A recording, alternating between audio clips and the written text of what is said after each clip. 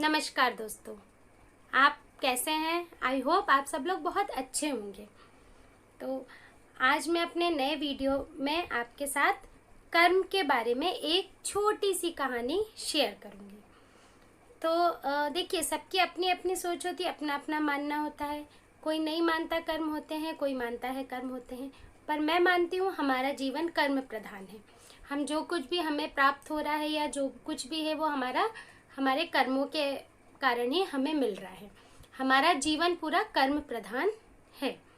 तो हम जो कुछ भी कर रहे हैं, जैसा भी कर रहे हैं, उसके परिणाम स्वरूप हमें जो प्राप्त हो रहा है वो हमारे कर्म है। तो मैं आपको एक कहानी सुनाऊंगी छोटी सी। क्या महाभारत के बारे में सभी को पता है कि महाभारत युद्ध हुआ था। तो उसमें भीष्म पितामह जो कि पूरी बाणों की सैया पर सोए हुए थे।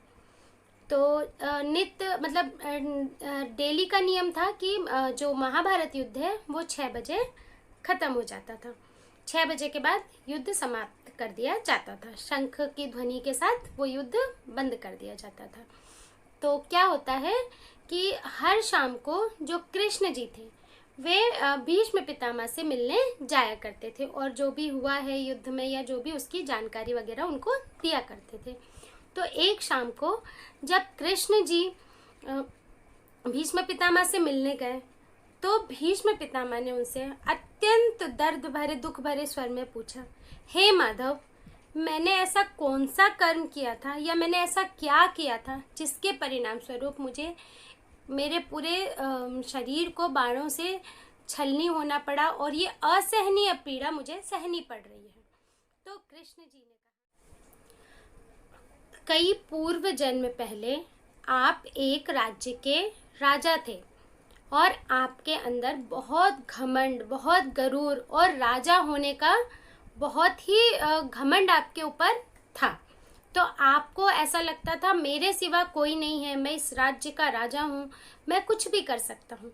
तो उस घमंडवश एक बार आप रास्ते से जा रहे थे। जब आप रास्ते से जा रहे थे तो उस रास्ते में एक सर्प भोजन करके पड़ा हुआ था, मीन्स लेटा हुआ था। तो आपने उसको देखा और आपने अपने तीर से उठा के उसको ऐसे उछाल करके फेंक दिया। आपने तो फेंक दिया, आप अपने गरूर में चले गए। आपने ये भी नहीं सोचा कि वो कहाँ गया, क्या हुआ, गिरा क्या। पर वो जो सर्प था वो जाकर एक बबूल के कांटे वाली झाड़ी में गिर गया, जिसके कारण उसके पूरे शरीर में कांटे छिद गए, कांटों से छेद हो गया। वो दर्द तो वो सह रहा था, उसके साथ जो उसका रक्त स्राव हो रहा था, जो ब्लड खून बह रहा था, उस बबूल के पेड़ में जो लाल चींटियां थी, वो एक तो दर्द उसको उसका हो रहा था और दूसरा वो लाल चींटियों के काटने का दर्द हो रहा था। पर उसको ये नहीं पता था कि उसको किसने फेंका है, किसी राजा ने या किसी भिखारी ने या किसी आम व्यक्ति ने।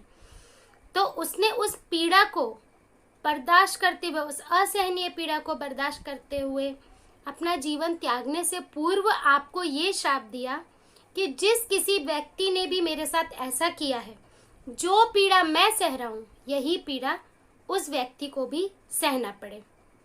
तो हे भीष्म पितामह, सभी को अपने कर्म भुगतने पड़ते हैं।